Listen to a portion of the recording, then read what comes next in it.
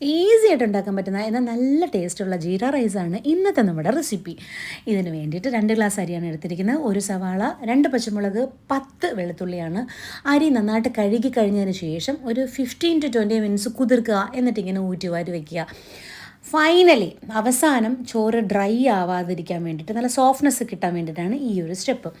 Oil ചൂടായി കഴിഞ്ഞാൽ നമുക്ക് സ്പൈസസ് ഇടാം. സ്പൈസസിൻ്റെ ആ ഫ്ലേവറൊക്കെ എണ്ണയിലേക്ക് ഇറങ്ങി കഴിയുന്ന സമയത്ത് വെളുത്തുള്ളിയും പച്ചമുളകും കൂടെ ഇട്ടിട്ട് നമുക്ക് നന്നായിട്ട് വഴറ്റാം.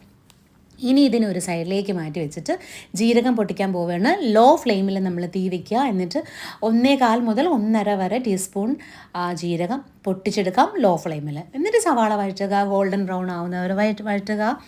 വഴറ്റിക്കഴിഞ്ഞാൽ നമ്മൾ ഊറ്റി വെച്ചിരിക്കുന്ന അരിയും കൂടെ ഇട്ടിട്ട് എഗെയിൻ വഴറ്റുക. അരി ഒന്ന് വറുത്തെടുക്കുന്നുണ്ട്. വറുത്തെടുത്തതിന് ശേഷം നമുക്ക് വെള്ളം ചേർക്കാം. 1 ഗ്ലാസ് അരിക്ക് 1.5 ഗ്ലാസ് വെള്ളം. നമ്മളിവിടെ എടുത്തിരിക്കുന്നത് 2 ഗ്ലാസ് അരി ആയതുകൊണ്ട് 3 ഗ്ലാസ് വെള്ളം നമ്മൾ ഒഴിക്കുന്നുണ്ട്.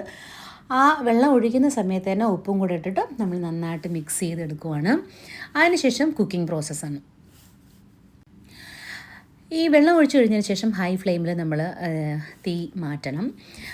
നന്നായിട്ടിങ്ങനെ തിള പൊട്ടി കഴിയുമ്പോൾ എഗെയിൻ നമ്മൾ ലോ ഫ്ലെയിമിൽ വെക്കണം. ഓക്കെ, തിള പൊട്ടി കഴിഞ്ഞാൽ നമുക്ക് നല്ല ടൈറ്റായിട്ടുള്ള ലിഡ് വെച്ച് ഇത് അടയ്ക്കണം.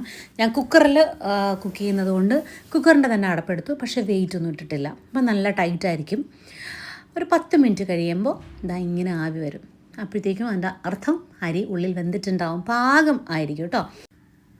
അപ്പം തന്നെ ഫ്ലെയിം ഓഫ് ചെയ്യുക. എന്നിട്ട് നമ്മൾ ഒന്ന് റെസ്റ്റ് ചെയ്യാൻ വയ്ക്കുക. ഫ്ലെയിം ഓഫ് ചെയ്തതിന് ശേഷം ഓക്കെ, ഇത് കംപ്ലീറ്റ് ആയിട്ട് കുക്കറിന്ന് കൂൾ ഡൗൺ ആവുന്ന സമയത്ത് മാത്രം കുക്കർ തുറക്കുക. എന്നിട്ട് ഒരു പിടി മല്ലിയിലയും കൂടി ഇട്ട് മിക്സ് ചെയ്ത് കഴിഞ്ഞാൽ നമ്മുടെ ജീര റൈസ് റെഡി.